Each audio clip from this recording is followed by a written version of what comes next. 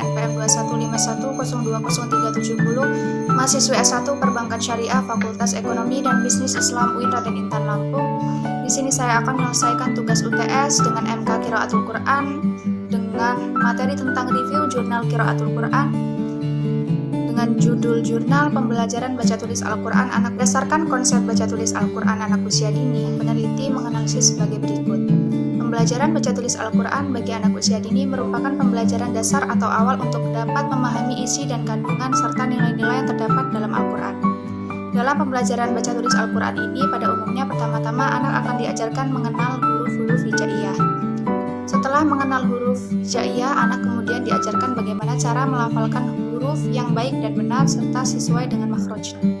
Setelah anak dapat mengetahui dan melafalkannya, menyebutkan bunyi huruf langkah selanjutnya, anak diajarkan mengenal tanda baca. Pengenalan tanda baca ini tertahap dimulai dari mudah seperti bunyi vokal A atau disebut fathah atau kasroh dan domah. Selanjutnya bunyi huruf tersebut diaplikasikan ke dalam huruf-huruf hijaiyah sehingga bisa dibaca, misalnya alif diberi tanda fathah dibaca A, huruf lam diberi tanda kasroh dibaca li, dan pada huruf hijaiyah lainnya.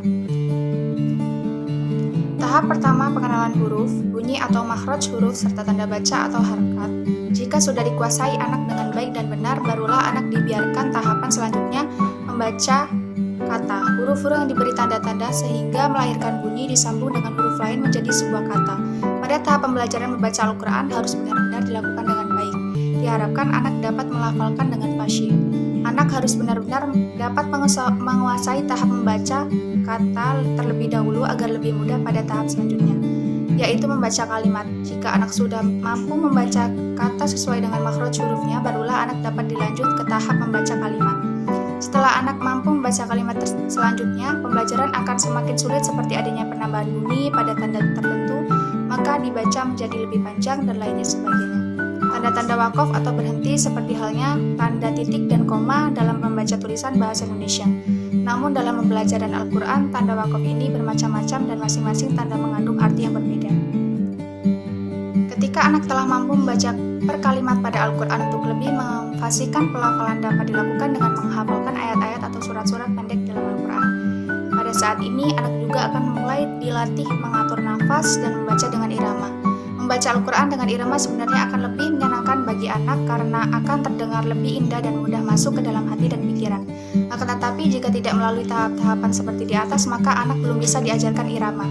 Sebab yang lebih penting itu adalah penekanan pada kefasyihan melafalkan huruf-hurufnya sesuai dengan makhraj dalam kaidah ilmu tajwid.